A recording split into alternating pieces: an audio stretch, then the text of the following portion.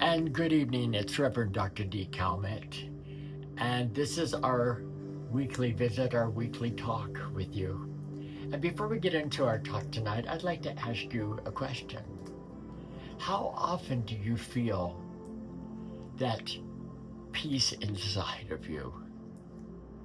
Is it every day? Or is it occasionally? Or is it rarely that you feel that inner peace?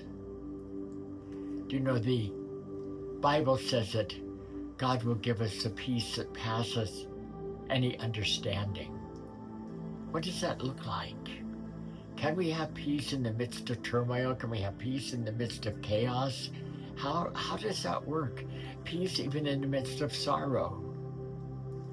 So tonight, understanding that God is everywhere, that Spirit is everywhere.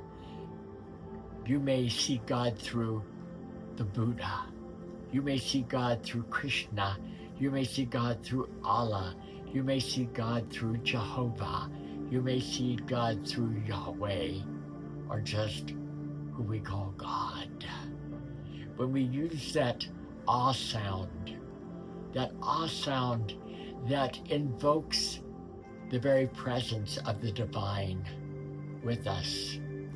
And what does it actually do? It calms our consciousness from where our mind has wandered and our energy has wandered, and brings us into one place where we're able to be receptive of the God consciousness and fine-tune our inner voice and our inner person to connect with that. So let's breathe in. And as we breathe in to the count of 4, through our nose, and let us exhale any anxiety, any trepidation. Let's breathe in that essence of love. And let us breathe out anything that is not of love. Let us breathe in that serenity.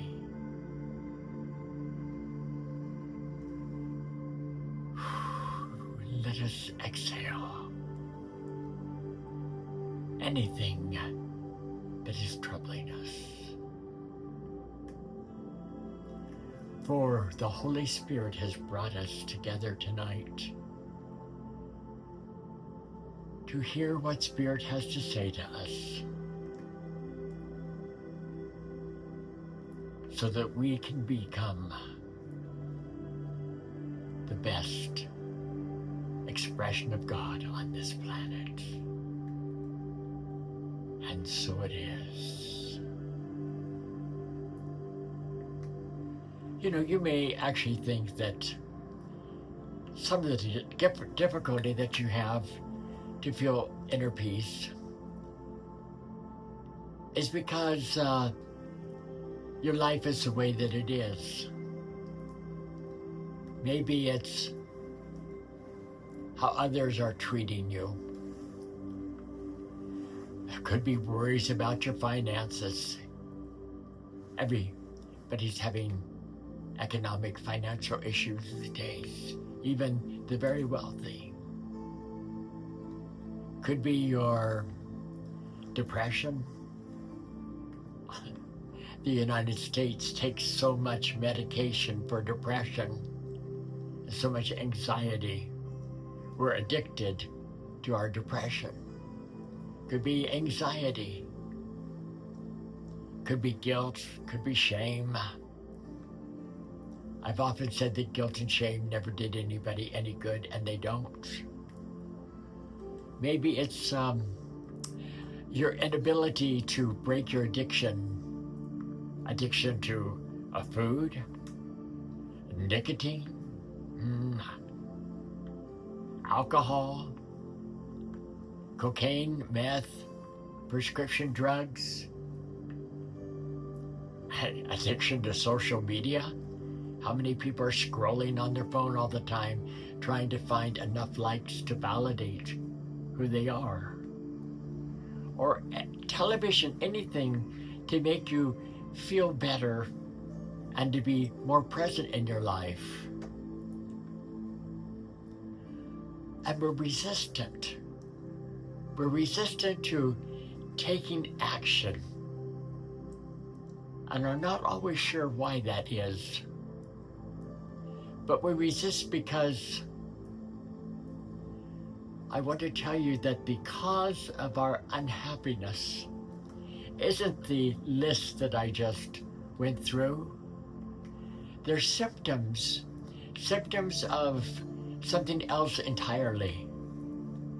They're symptoms of what I call self-abandonment. Self-abandonment.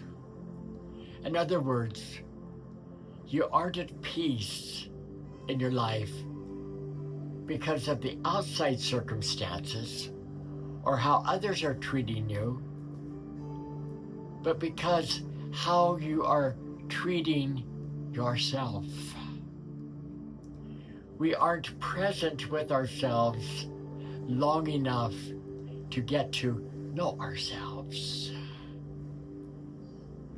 You don't know how to be loving to yourself. You push unpleasant feelings away by blaming others or judging yourself, or you numb yourself with things that feel good in the moment, but you aren't in your highest good for the long run. And you keep doing things that keep bringing you more anxiety, more depression, more shame, even though you think those things are going to make you feel better. Why do we keep doing this? How many times have I had people in the throes of addiction tell me they're going to get sober tomorrow? You know, the Apostle Paul sums it up, puts it this way. He says, the things that I don't want to do, I find myself doing. And the things that I need to do, the discipline that I need to do, I don't do. So what are the things that you're doing? The habits that you have created. How does this work? Self-abandonment. Self-abandonment is a very entrenched habit. You know, when we're children, we're conditioned to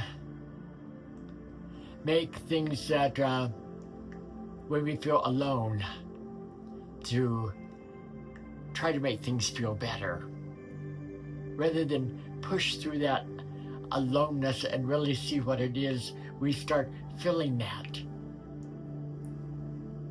without understanding why we are doing the things we're doing. We can't help but keep doing those things. We keep doing them. And most of us didn't have good role models on how to treat ourselves lovingly. We grew up thinking there's something wrong with us and that we could fix that aloneness if we could manipulate others or contort ourselves enough to get love and acceptance as needed.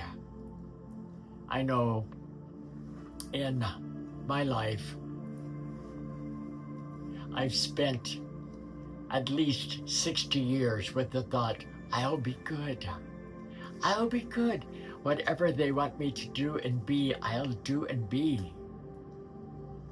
Because as a child, the conditioning was aloneness, the sexual abuse, the not being good enough, the not feeling the inner peace. Do you know, there was a year, I must have been in my 40s at this time, that I read almost 300 books on love because I didn't know what love was. I wanted to understand it. I had never heard anybody say to me, I love you. So what I had learned in my life is that if I could manipulate the situation, if I could be a chameleon, if I could read you and what's going on with you, then I could fit in.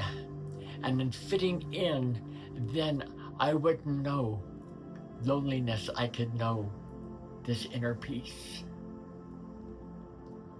But the things that I kept doing kept bringing more aloneness to me. Manipulation and control can't cure our aloneness. And what it actually does is it makes us feel more disconnected and more unhappy. We do more drugs, we drink more, we act out more. But the good news that I want to tell you tonight is that there's an antidote to loneliness. There's a way out of our painful patterns.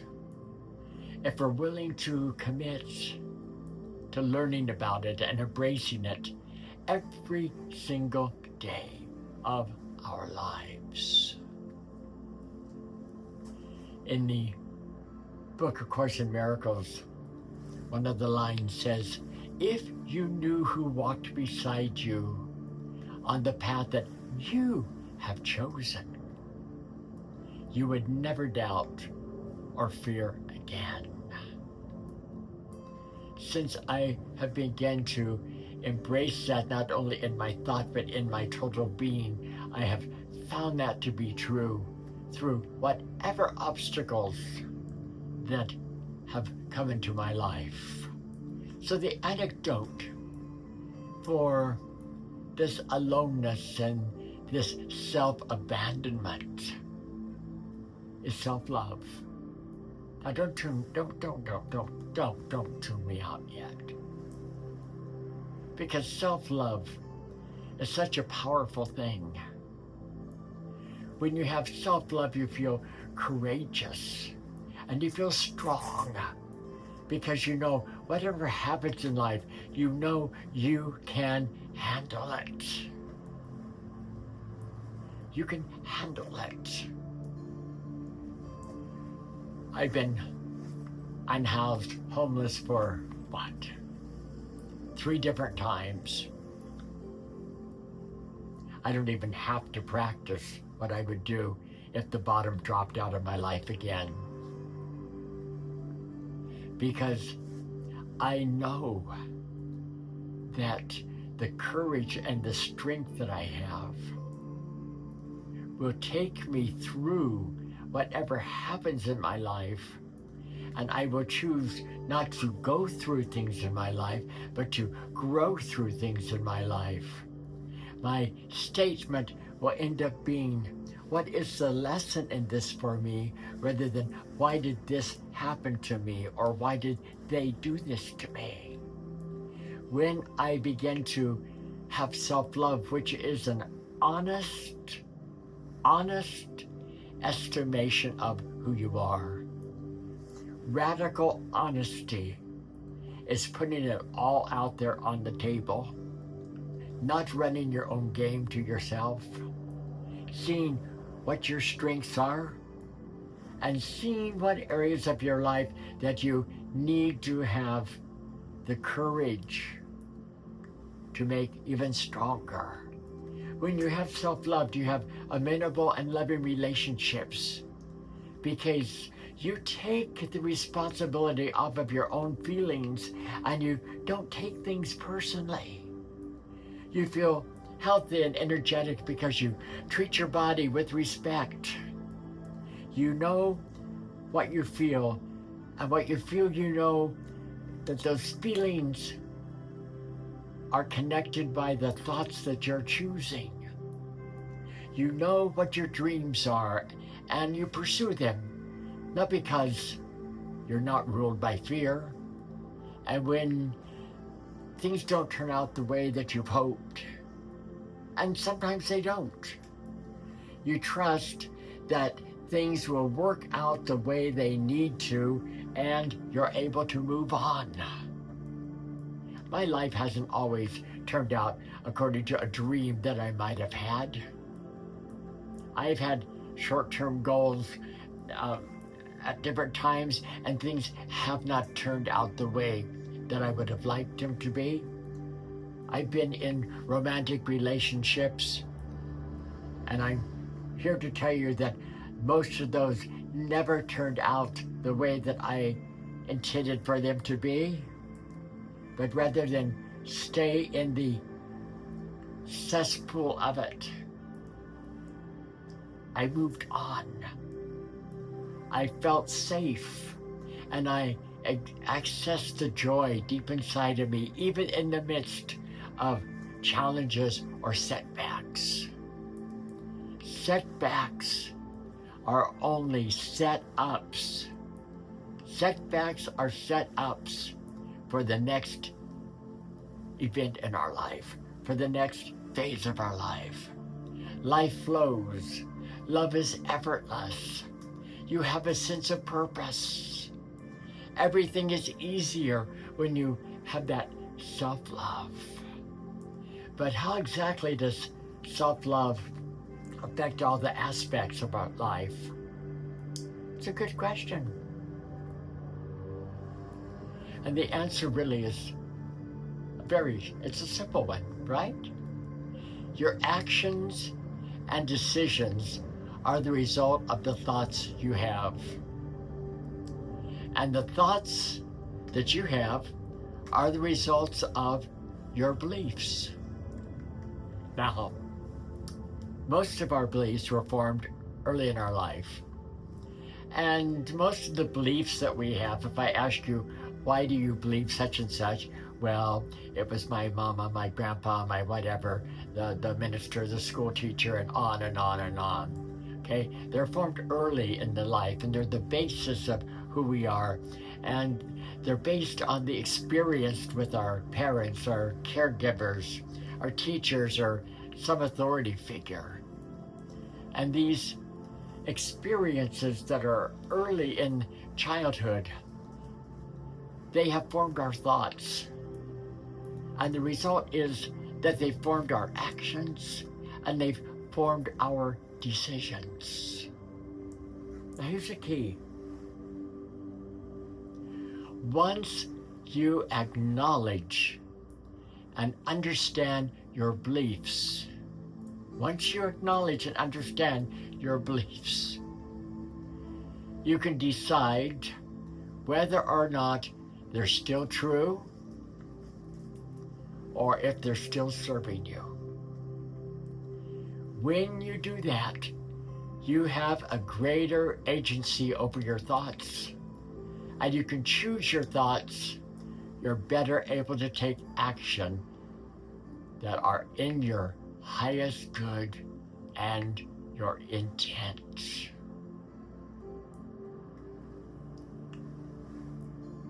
Look at your beliefs. Are there beliefs that you have about life? Are there beliefs that you have that aren't serving you? Why do you hang on to them?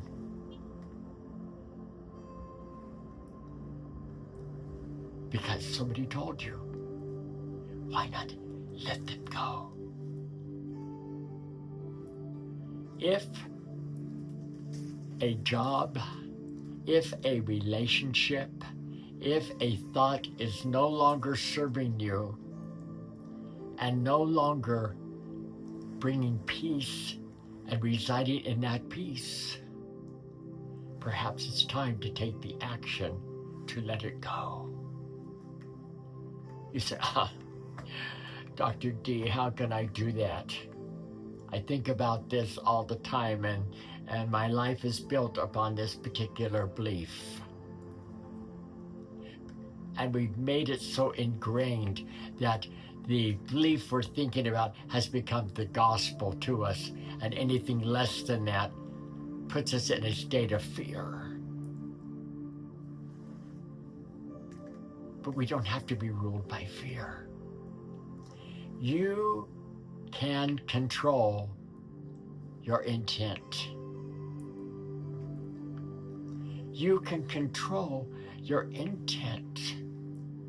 You can choose what your intent is. See what you mean? You can set your intention to learn about yourself and others. What did I say earlier? We don't spend enough time, we're not present with ourselves without some kind of annoyance going on. How many times we get into the car and we're by ourselves instead of being with ourselves to really be able to learn more about ourselves, and we have the music going. I'm not against music. I'm just saying we pacify our lives to the extent that we don't have to really be with ourselves. And our lives become such things as, I don't want to talk about that now. I don't want to do this now. I don't want to think about that now. So that goes on for days, for months, for years. And 5 years from now, we're in the same spot that we are right at this point. Why? Because we did not set the intention to really learn about ourselves and to learn about others. We can also set the intention to avoid pain and avoid the pain and protect ourselves by trying to control others of what they do and how they feel about us.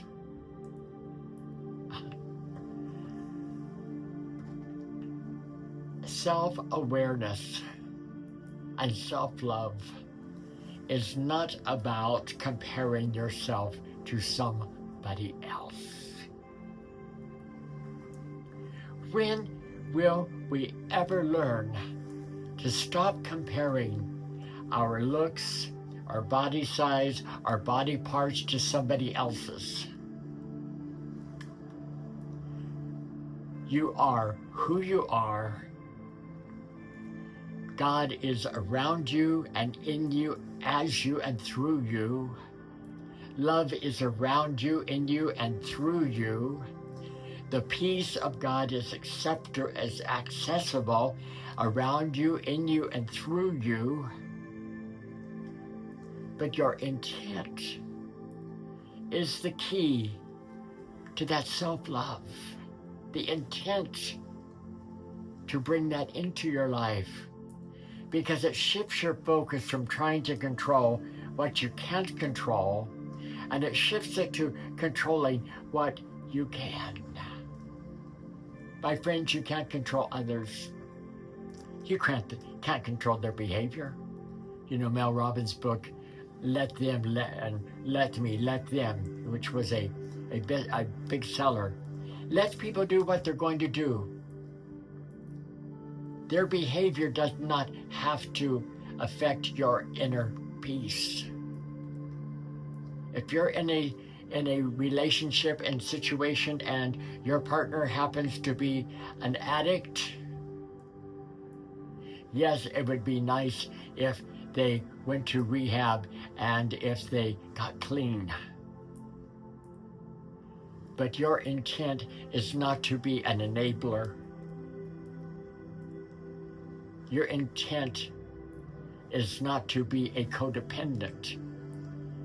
Your intent is to realize that your focus is to shift on things that you can control, that not what you can't control. You cannot control other people's behaviors, no matter how much you want to. You know, working in healthcare and working in addiction and recovery,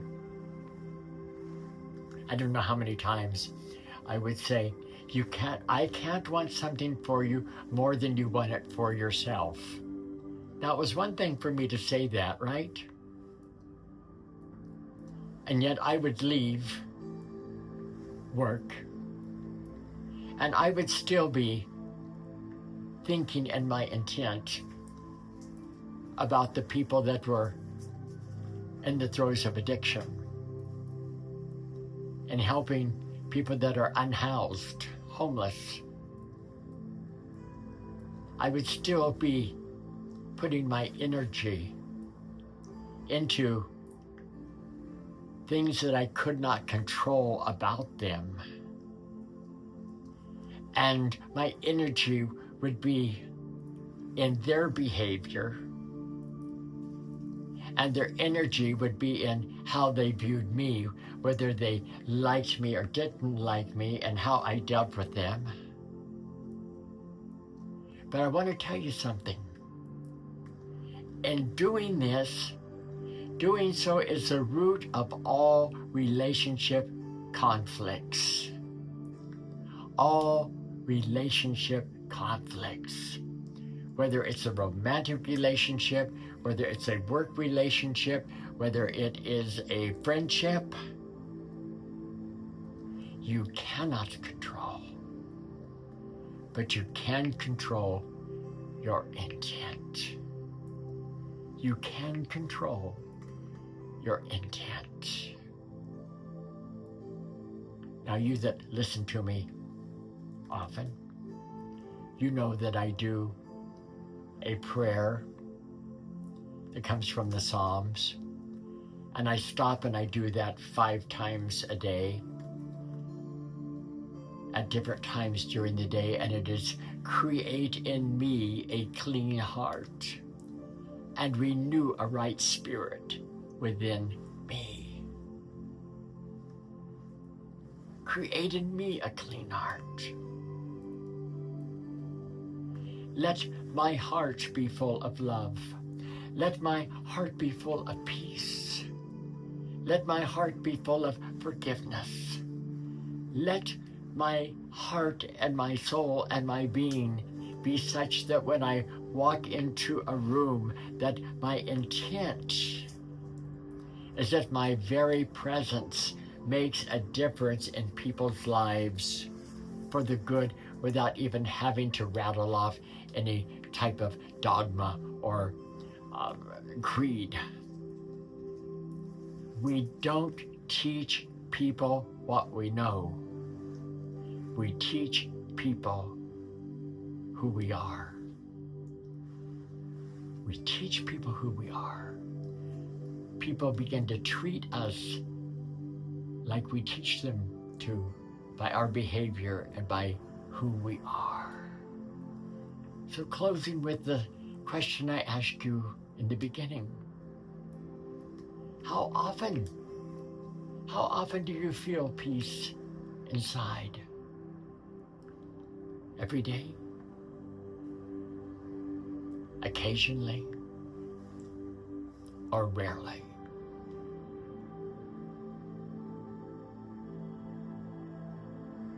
Remember, when you choose your thoughts, you're better able to take the actions that are for your highest good and for your good intent.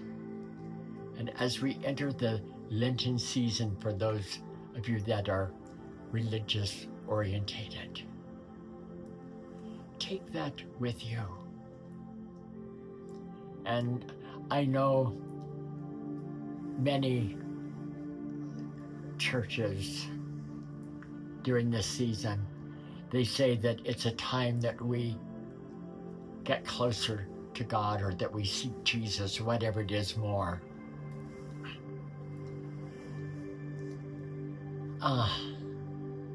You're never going to be any closer to God than you are right at this moment.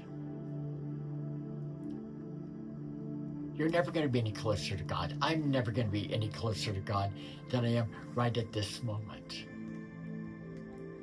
What does happen is that I set my intent to take the time to be present